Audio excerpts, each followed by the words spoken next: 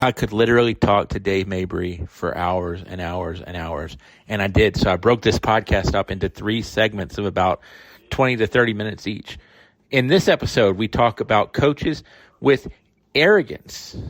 Not arrogance like you might think of, I'm better than you, but arrogance of knowing the game and having a swagger. We talked about Winfred Beale. We talked about Mike Sharness in that case. Dave and I have some slight cultural disagreements, but that's okay. Love talking to Coach Mabry. We also talk about how did Dave Mabry become a Packers fan. More with Dave Mabry, one of the smartest people I'll talk to in terms of the knowledge of history of Virginia high school football, especially Southwest Virginia and Central Virginia, probably his focus. It's Dave Mabry on the Sports Buffet Podcast. Who is Three Rings Football? Who is the man that posts all this game film of old games that the public loves so much? Well, it's Dave Mabry. He's a former assistant football coach at many places. He's a current assistant football coach. And what made young Dave want to coach football? Just growing up with it in the New River Valley, watching my brother play at Christiansburg High School in the late 60s, and just watching it as a kid all the way through, and then playing in the New River District was a big deal, and it was just something that I knew I wanted to do as I went on. And then when I went to Ferrum and met Coach Norton and everything at Ferrum, he sort of got me into the world of film, and from there everything just took off after that. Some people will maybe grow up a certain way and they won't want to do the certain things that a sibling or a parent or whatever did. What made you gravitate, though, towards football and your brother's participation? That's a good question that I don't really know the whole thing. It was just like I said, with him, it would be being with him some, and that and he was my stepbrother, and he would go to practice, and I would go to practice with him sometimes, and I would sit and watch, and I was that little nuisance kid watching the practices and all that at Christiansburg. And and during those years when I was a kid, Christiansburg was a hapless loser, basically. They lost for years and everything. And then I was just attracted to all the athletics watching on television. And when I grew up in the 60s, gosh, I hate to say this because you talk about aging somebody, television wasn't really that old, a medium at that point in time. So when sports and games and everything was on television, you there was just a draw to it, and that's what got me into it. I know a little bit more about you, and I'm not going to get deep into the closet here, but the Carolina Panthers obviously were not in existence in the 60s. The Washington football team was called the Redskins at that time. Most people probably would have gravitated towards that team that lived in Virginia. Not young Dave. No. Winter, New Year's Eve in 1968 or 67. New Year's Eve of 67 going into 68. The first football game I remember watching on television, I'm 8 years old at that point. First football game I remember watching on television was the Ice Bowl. And like most kids, when I talk, you ask them what their favorite team is, and usually their favorite team is whoever won in their era most of the time. Or that's what I saw in my, when I was in education and everything. But, and with me, it was the same thing. It was the Packers. And the Packers were, I just liked the colors. I liked the uniforms. I liked all that. Even though the game, we watched it on a black and white TV set. So. What if Dallas won that day? God, that's a scary thought. That's a very scary thought because, that evolved because I would go, we had a bus stop in my neighborhood on in Christiansburg on Miller and Allegheny Street, and we would have to walk up. I had about a 300, 400-yard walk to go to the bus stop every morning, and one of my neighbors, Dennis Harmon, was a major Cowboy fan. And after that, after the Ice Bowl, and then for a few years after, while we were still riding the bus, the arguments, most every curse word I've learned was probably developed and at the bus stop with him, going at supporting his Cowboys and me countering with the Packers. And so, so that was a natural hate there too. And I reckon it started that same day. Skipping ahead, when you were a teacher and coach, what did you teach? I was PE. Okay. PE and health and driver's ed, typical coach. If you go back in time, the Ice Bowl I think has gained significance over time when people really kind of learned the history of it. Did you kind of dive into the history of it, or no, not really? To an extent, Mm-hmm. I read a lot about it. At that point in time, we had these things. I don't know if people remember them or not, called encyclopedias, and you would pull it out, and you could pull out, and you would get one at the end of every year. And we got those. My family got those, and and I would read because it would had a thing on the Ice Bowl in there. And then I started. I would see books and all that. We didn't have the internet as accessible, but then going to the town library, which was a regular thing we did as kids. We all had library cards and everything, and we would walk to the library, and of course we're looking at whatever sports books and stuff like that we could find. You're a little bit older than me, so A little. a little. But back when did sports documentaries kind of really start? Because I'm assuming they weren't going at that point. No. I probably with the ascension of ESPN, I would think. Okay. As time went, I think there was on my site, I posted a thing that ABC News did in 1967, and it was sort of a documentary type thing on Bear Bryant, which was very, very, very odd for those times. And it's probably my most viewed thing of all the things, all the 1,500 things I have on my site. That's probably gotten the most views. There was that Violent World of Sam Huff that came out in the early 60s. Yep.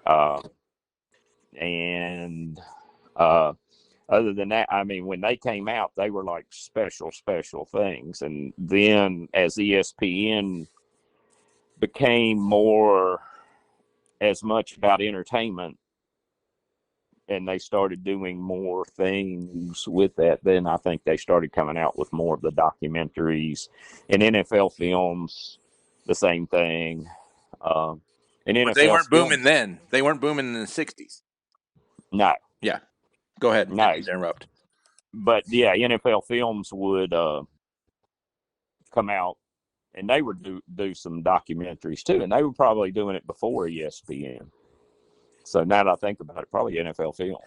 But didn't NFL films kind of do more of your like team yearbooks and Super Bowl highlight videos back then, or did they really kind of dive into the documentaries as much? They went into some documentary stuff, and they would do stuff like 1968, the quarterbacks, and it would go into all the different quarterbacks, and there's one that shows them at home a little bit and with their kids and all that mess. And they tinkered with a lot of that.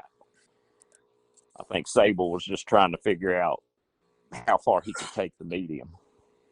Yeah, and I think a lot of people around my age or definitely younger, they kind of like got sucked into the 30 for 30s more so.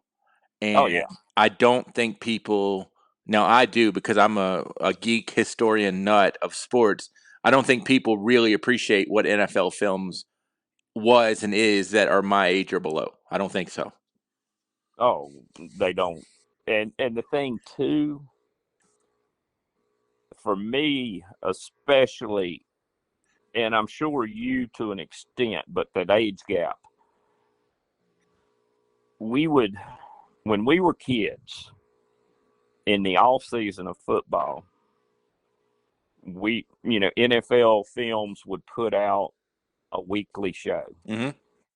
and it would be in the off season, and it would be that quarterback show or the running backs or whatever. And then they did a show, then they did their This Week in the NFL stuff where they would highlight every game.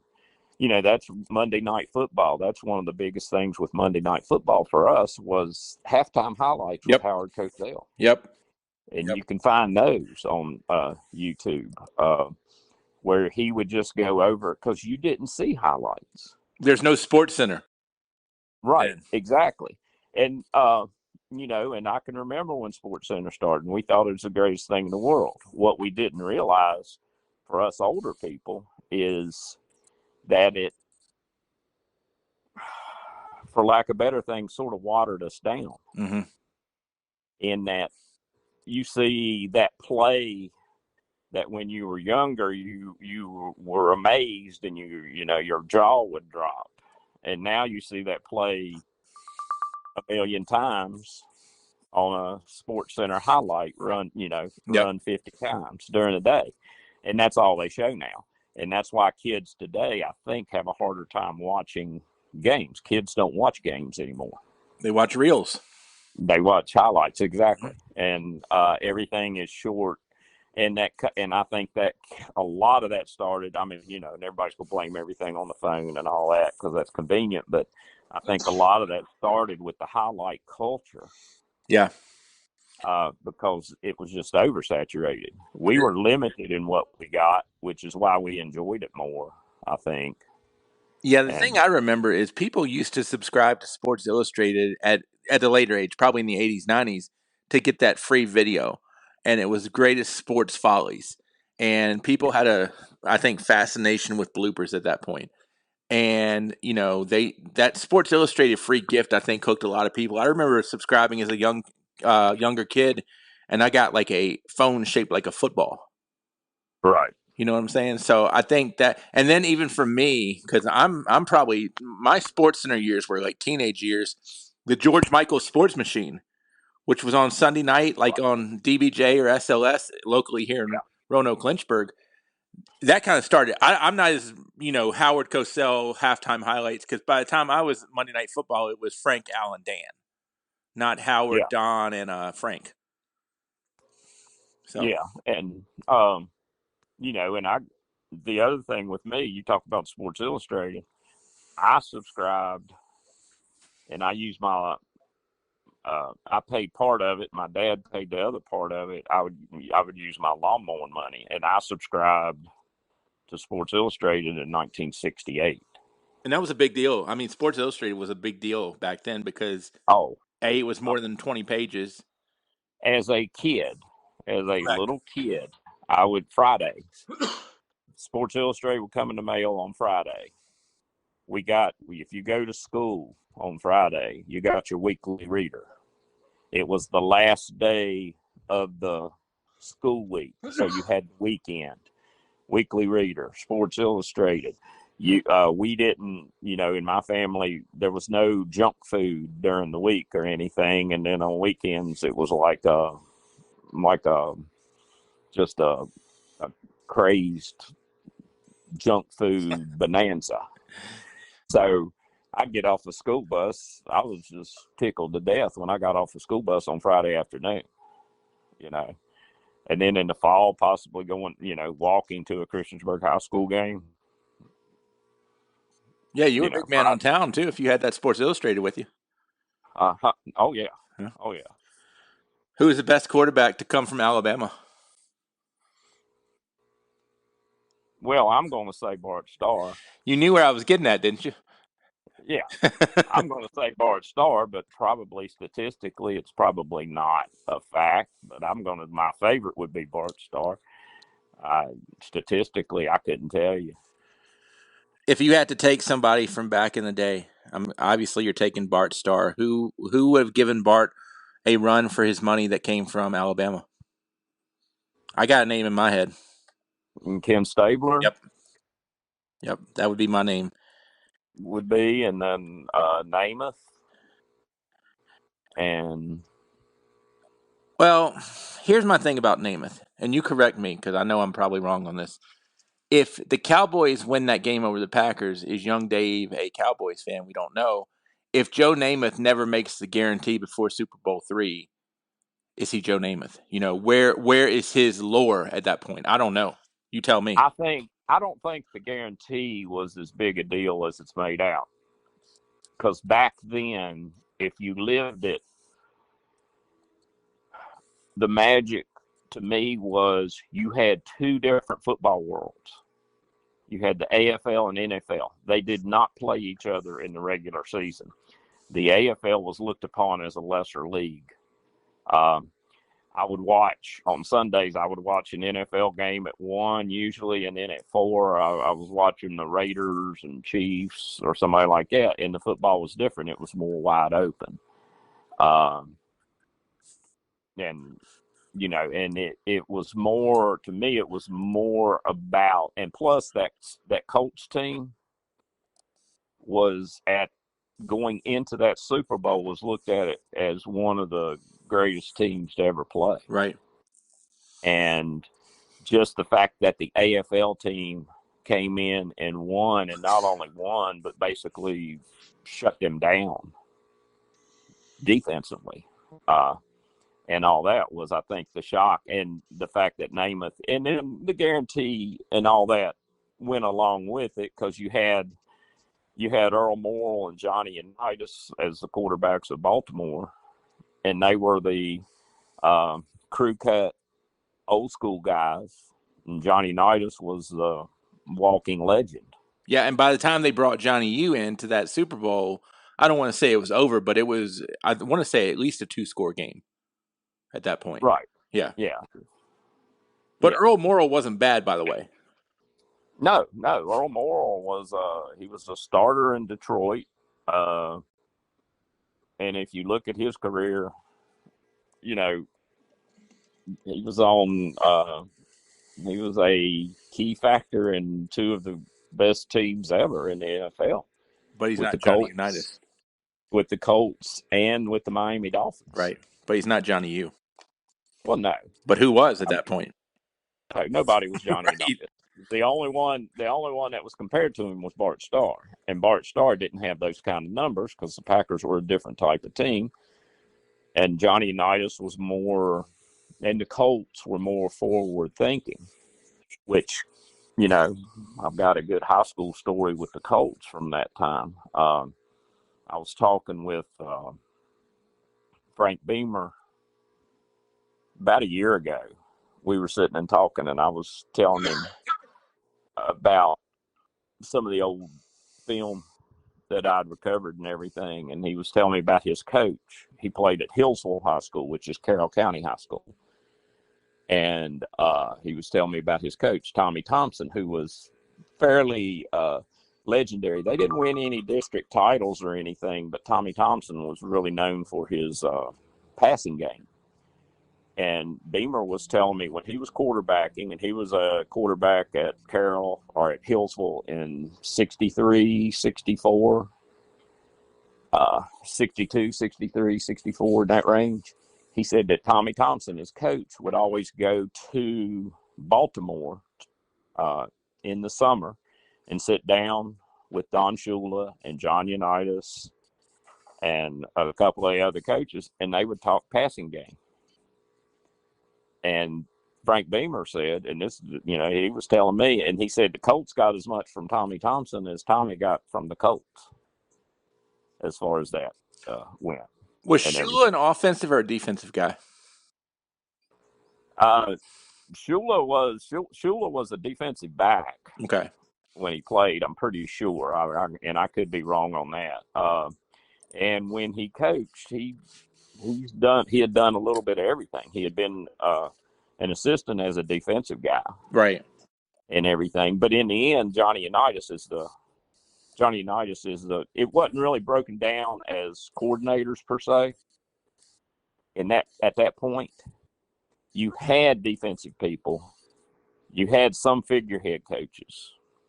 You know what I mean by that, right? Yeah. Okay, where they had coordinators and the coaches just sort of say, "What are you doing now?" Right. type of thing. And then you had Baltimore,